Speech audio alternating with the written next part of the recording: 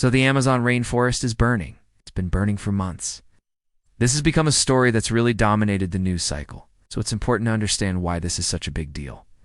The most basic answer, of course, is that the Amazon produces a fifth of the world's oxygen and absorbs a fifth of the world's carbon dioxide.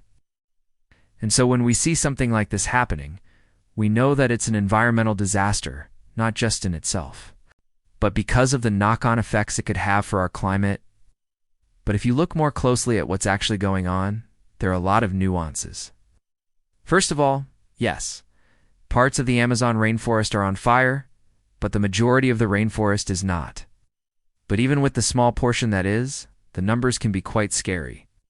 For example, there were over 72,000 fires recorded in the Brazilian Amazon in the first 8 months of 2023 alone. That's 5 times higher than the previous record from 2020. So obviously, these fires are having some kind of impact on the amount of carbon being stored in the forest. In July of this year, for example, scientists estimated that the Amazon had gone from being a carbon sink, i.e., sucking in carbon dioxide, to being a carbon source, meaning that it was emitting more carbon dioxide than it was taking in.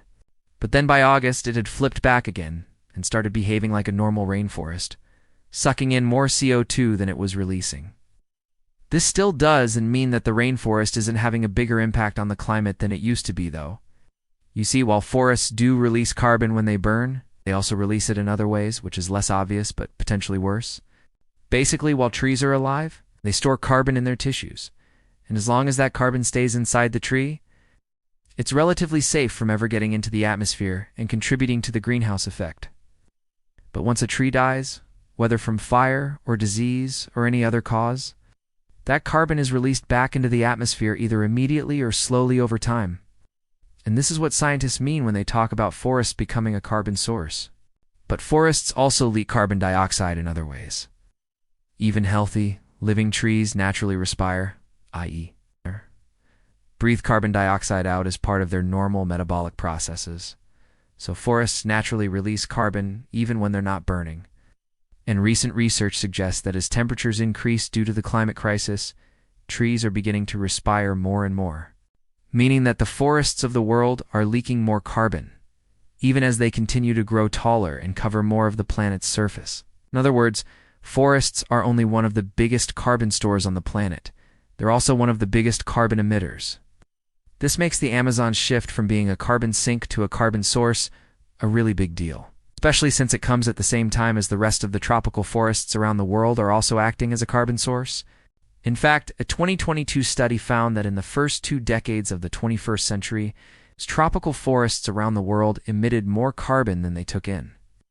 But we shouldn't make the mistake of thinking that the Amazon rainforest is somehow unique in this regard.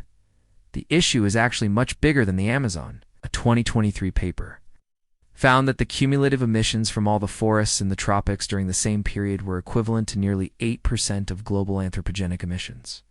The thing is, however, that while forests are starting to release more carbon, it doesn't necessarily mean that the amount of carbon stored in them is actually decreasing.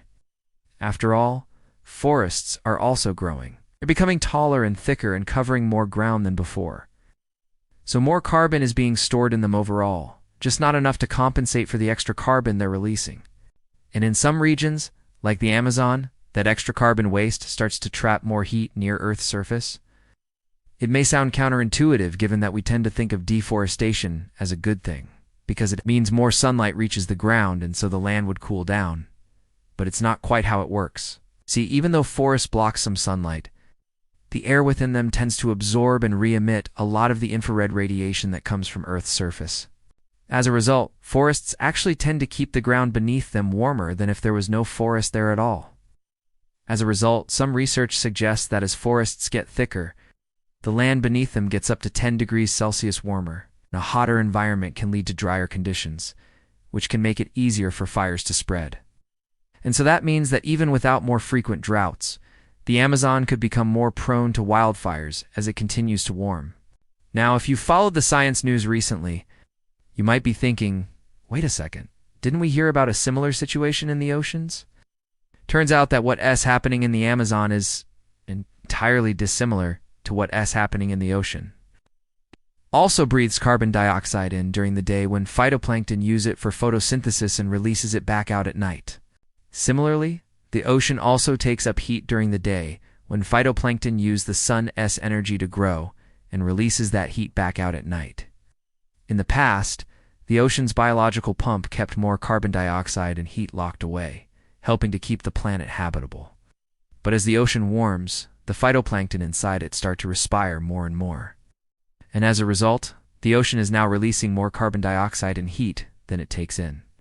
And like forests, the ocean can also release carbon in other ways too. A warmer ocean temperature causes the water to expand in volume, which pushes some of the dissolved carbon dioxide back out into the atmosphere. Now, the problem with both of these systems is that as the climate crisis worsens and temperatures continue to rise, we can expect respiration and evaporation to continue to release more and more carbon and heat, which could accelerate the climate crisis and possibly push us over the tipping points that would make it irreversible. But there is a way to help reverse this trend. Remember those pesky cows we talked about a few weeks ago? Well, it turns out that if cows eat certain types of plants, they can actually remove excess carbon dioxide from the atmosphere. See, plants that capture atmospheric carbon dioxide and store it in their tissues are called carbon-storing crops. These include things like corn and sorghum and switchgrass. And cows that eat these plants will burp out methane instead of belching out carbon dioxide. Methane is a much more potent greenhouse gas than carbon dioxide, but it doesn't last anywhere near as long in the atmosphere. So by switching cows over to eating carbon-storing crops, we can reduce the amount of carbon waste they release, helping to pull carbon dioxide out of the atmosphere and reduce the amount of heat trapped near Earth's surface. In fact, we can use cattle to convert carbon dioxide into biogas, which we can then use to produce electricity.